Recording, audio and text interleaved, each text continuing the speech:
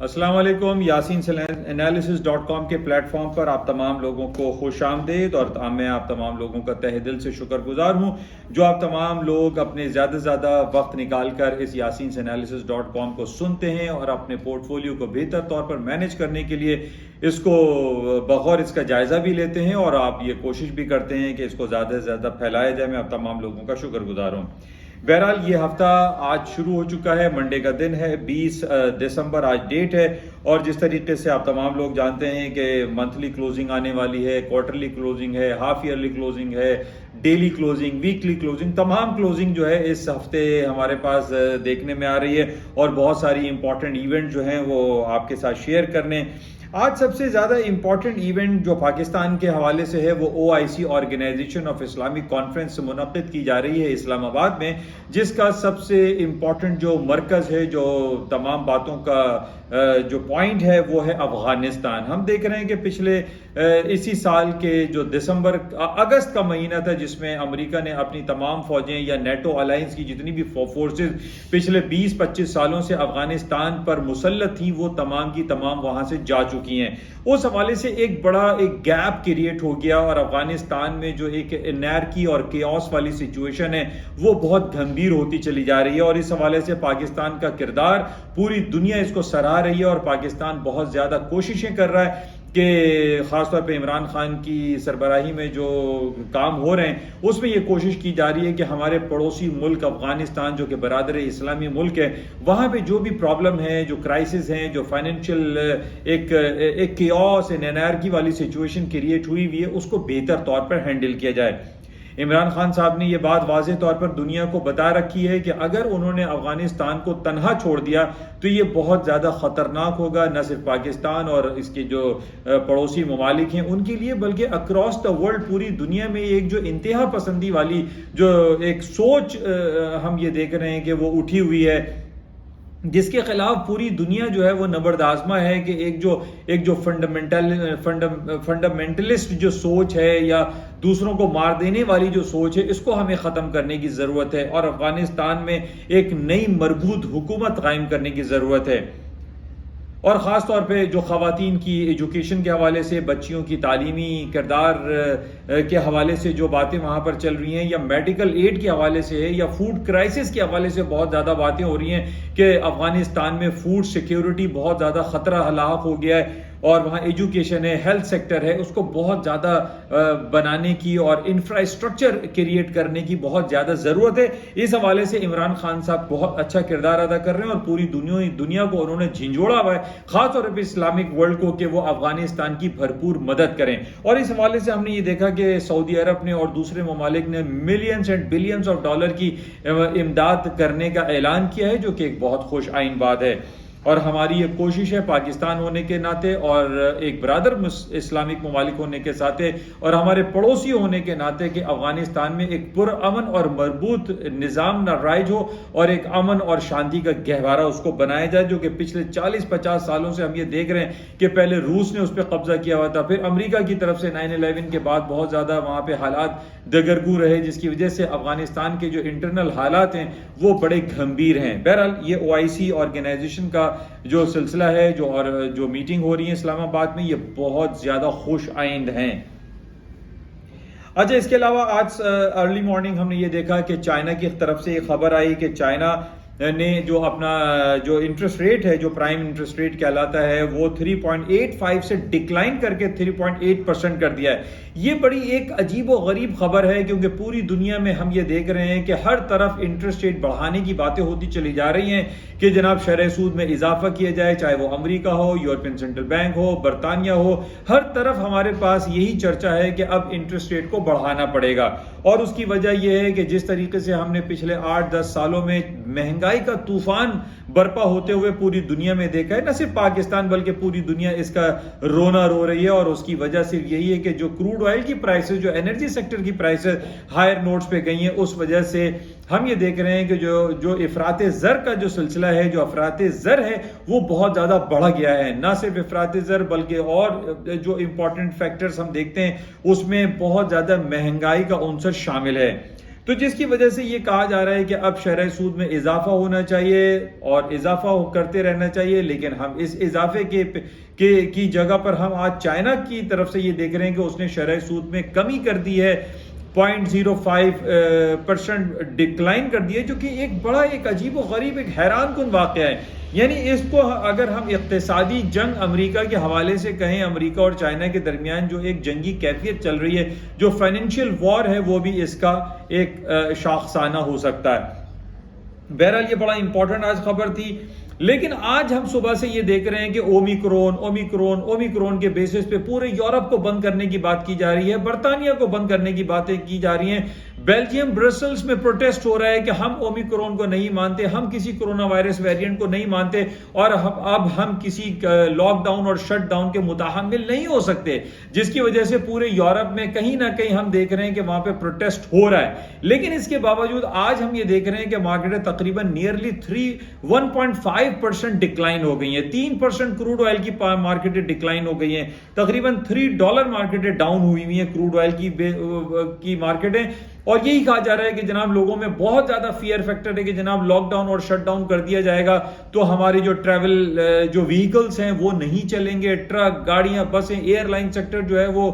Ground کر دیے جائیں گے، جس کی وجہ سے تیل کی جو ڈیمانڈ ہے اس میں ڈریسٹکلی ڈکلائن ہو جائے گا، جس کی وجہ سے تیل کی قیمتیں آج گرتی چلی جا رہی ہیں۔ لیکن ان تمام باتوں پہ کہ جناب اومیکرون کے بیسس پہ یہ سٹاک مارکیٹیں اور تمام کروڈ آئل کی مارکیٹیں ڈاؤن ہوئی ہیں، ایک بڑا امپورٹنٹ پوائنٹ ہے، اور وہ یہ ہے کہ جب سے آج صبح سے ہمارے پاس یہ خبر آئی کہ جناب چائنا نے اپنے انٹرسٹ ریٹ کو ڈکلائن کیا ہے، اپنے پرائم لون انٹرسٹ ریٹ کو ڈکلائن کیا ہے، تو یہ ایک بڑا پازیٹیو ری ایکشن ہے۔ ہمیں یہ معلوم ہے کہ جب بھی انٹرسٹ ریٹ کو ڈکلائن کیا جاتا ہے یا منفی درجات میں لے کے جایا جاتا ہے تو اسٹاک مارکیٹیں اوپر کی طرف چلی جاتی ہیں، اور خاص طور پہ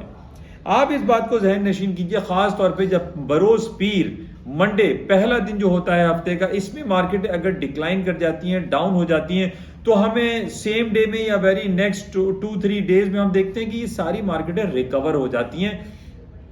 تو مائٹ پاسبل کہ آج ہی یہ مارکیٹیں ریکور ہو جائیں، آج امریکہ کی شام میں جو مارکیٹیں اوپن ہوں اس میں ہمیں تمام کی تمام مارکیٹیں ہائر نوٹس پر دکھائی دیں، اگر آج نہیں تو کل۔ تو بہرحال یہ نارمل بڑا امپورٹنٹ پہلو ہے کہ ایک طرف تو اومیکرون پہ مارکیٹوں کو ڈاؤن کرتے ہیں اور دوسری طرف چائنا کے انٹرسٹ ریٹ یا پرائم لون انٹرسٹ ریٹ کو ڈکلائن کرنے پہ اسٹاکس کو اوپر کی طرف لے جاتے ہیں۔ تو بہرحال آج شام کو ہم یہ دیکھتے ہیں کہ کیا صورتحال رہتی ہے۔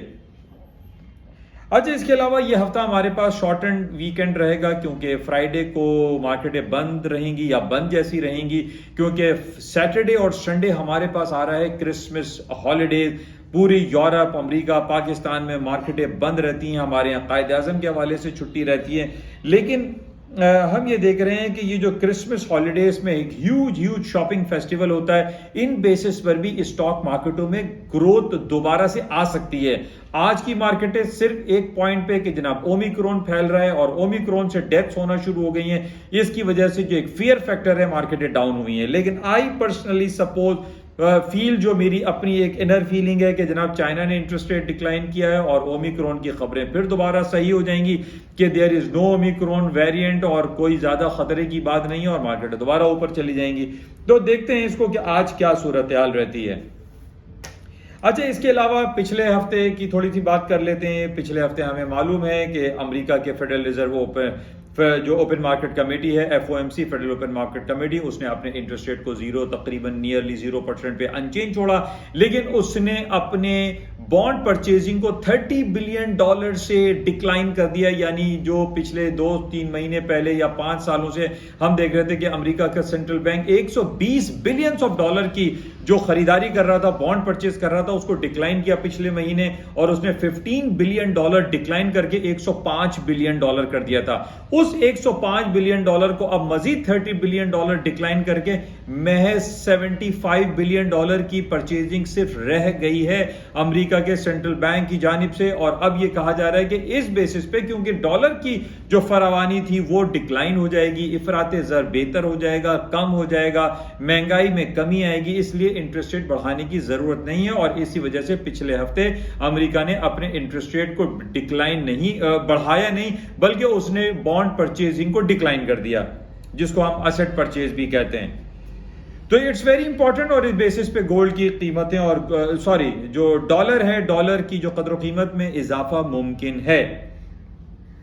اچھا، اسی طریقے سے پچھلے ہفتے ہمارے پاس بینک آف انگلینڈ تھا جس نے اپنے انٹرسٹ ریٹ کو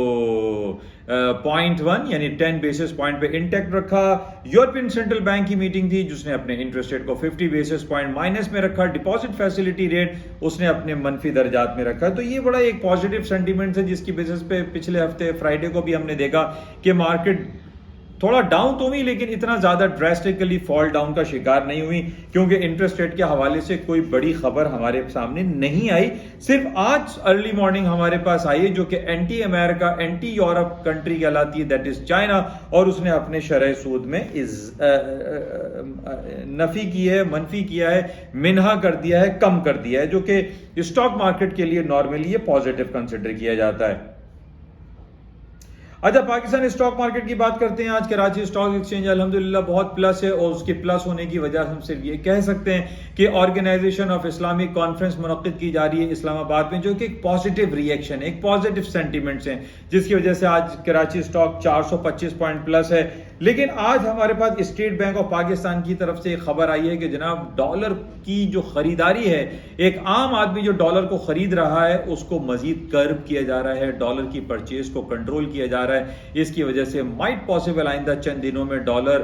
اپنی قدر کو کم کرے اور پاکستانی روپیہ ہائر نوٹس پر جائے۔ لیکن میں نے پہلے بھی آپ سے یہ بات ذکر کی تھی کہ پاکستان میں یہ جو چھوٹے موٹے کام کیے جا رہے ہیں کہ ڈالر کو کرب کر رہے ہیں، اور جناب جو جتنے بھی منی چینجرز ہیں، چاہے وہ بی کیٹیگری ہو یا ہائر کیٹیگریز کے ہوں، ان کے اوپر بہت زیادہ پابندی لگائی جا رہی ہیں۔ ان پابندیوں سے بھی دیکھیں کچھ بھی نہیں ہونے والا ہے۔ پابندی گورنمنٹ آف پاکستان کی طرف سے، منسٹری آف کامرس کی طرف سے جو ہونی چاہیے وہ ہے غیر ضروری امپورٹڈ آئٹم۔ جیسے میں نے پہلے بھی آپ سے کہا تھا کہ ہمارے پاس دائیں بائیں اگر آپ دیکھیں بہت زیادہ غیر ضروری اشیاء ہمارے پاس موجود ہیں، جس کی وجہ سے ہمارے روپے پہ پریشر آتا ہے اور ڈالر کی قدر و قیمت میں اضافہ ہو جاتا ہے۔ ہمیں کوشش کرنی چاہیے کہ جو امپورٹنٹ جیسے فار ایگزامپل میڈیکیشن کے حوالے سے اگر ہمیں کوئی باہر کی دوائیوں کی ضرورت ہے تو ہم وہ میڈیسن خرید سکتے ہیں۔ ہمارے پاس کروڈ آئل ہمارا کورو امپورٹڈ آئٹم ہے، ہم کروڈ آئل کی پرچیزنگ کریں۔ لیکن جو غیر ضروری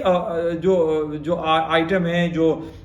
اشیاء خرد و نوش بھی ہے، جیسے بچوں کی چاکلیٹس ہے، چیز ہے، جانوروں کے کھانے پینے کے جو اشیاء ہم دیکھ رہے ہیں بازاروں میں بے تحاشا بھرے پڑے ہوئے، یا کراکری آئٹم ہے جس کی ضرورت نہیں ہے۔ ہم پاکستانی بنے ہوئے پیالے میں بھی چائے پی سکتے ہیں، ضروری نہیں کہ چائنا اور باہر اور امریکہ اور کینیڈا کے بنے ہوئے مہنگے ترین کراکری میں ہم چائے پئیں۔ تو پوائنٹ یہی ہے کہ جب تک اس بات پہ ایمرجنسی نافذ نہیں کی جائے گی اور غیر ضروری اشیاء کی جو درآمدات ہیں، جو امپورٹس ہیں، ان کو ہم ٹوٹلی اس کو بین نہیں کر دیتے، اس وقت تک پاکستانی روپے پہ پریشر جو ہے وہ برقرار رہے گا۔ یہ جو کام کر رہی ہے اسٹیٹ بینک ہے یا دوسرے عوامل اختیار کیے جا رہے ہیں، یا ایف آئی اے کام کر رہی ہے کہ جناب ڈالر کی اسمگلنگ کو روکنے کی کوشش کر رہی ہے، یہ ٹھیک ہے، یہ بھی اچھے کام ہیں، لیکن ہمیں سب سے اہم جو کام کرنا ہے وہ غیر ضروری چیزوں کو، غیر ضروری جو مشینری آئٹم ہیں ان کی خریداری کو ٹوٹلی بین کرنا چاہیے، تب ہمارا روپیہ اسٹرانگ ہو سکتا ہے، ادروائز دیئر از نو وے۔ بہرحال یہ کچھ خبریں آپ کے ساتھ شیئر کی گئی ہیں، ہوپ فلی ان سے کچھ نہ کچھ آپ کو استفادہ حاصل ہوتا ہوگا۔ باقی گولڈ کے حوالے سے ہم بات کر لیتے ہیں۔ گولڈ کی قیمتیں آج بھی دیکھیں 1802، 1810، 1805 پہ چل رہی ہیں، اور اس کی وجہ صرف اور صرف یہی ہے، آپ اس کو گرہ لگا لیجئے گا کہ جب تک دنیا میں شرح سود میں اضافہ نہیں کیا جائے گا گولڈ کی قیمتیں نچلی سطحوں پہ نہیں آئیں گی، اور آج یہی دیکھ رہے ہیں کہ گولڈ کی قیمتیں اپنے ہائر نوٹس پہ چل رہی ہیں، اور اس کی وجہ صرف یہی ہے کہ پچھلے ہفتے امریکہ، یورپین سینٹرل بینک اور بینک آف انگلینڈ نے اپنے شرح سود میں کسی قسم کا اضافہ نہیں کیا۔ اچھا، اس کے ساتھ آج تیل کی قیمتیں $3 مائنس ہیں، اور جیسے میں نے آپ کو شروع میں بتایا کہ اومیکرون کورونا وائرس کی وجہ سے، اس فیئر فیکٹر کی وجہ سے کہ جناب تیل جو ہے اب استعمال نہیں ہوگا اور لاک ڈاؤن اور شٹ ڈاؤن کی آتاب سے گزرنا پڑے گا، جس کی وجہ سے تیل کی قیمتیں نچلی سطحوں پر آئیں۔ لیکن میرا ابھی بھی ماننا یہی ہے کہ ابھی بھی جو اومیکرون کا فیکٹر ہے یہ ایک اولڈ سٹوری ہو چکا ہے، اب اس کی کوئی اتنے زیادہ نیگیٹو اثرات نہیں آئیں گے۔ مارکیٹوں میں ڈپ پر، ایک ہیلدی کریکشن پر آپ بائنگ چانس لے سکتے ہیں وتھ سرٹین سٹاپس۔ تو یہ کچھ باتیں آپ کے ساتھ شیئر کی گئیں، ہوپ فلی بینیفیشل ہوگا آپ کے لیے۔ آپ سے اجازت چاہوں گا، جاتے ہوئے آپ سے گزارش کہ اس یوٹیوب چینل کو اینڈ پلس yasinanalysis.com کے پلیٹ فارم کو زیادہ سے زیادہ اپنے دوست احباب جو کہ فائنینشیل مارکیٹ میں کام کرتے ہیں اس میں آپ پھیلائیے. Thank you. خدا حافظ.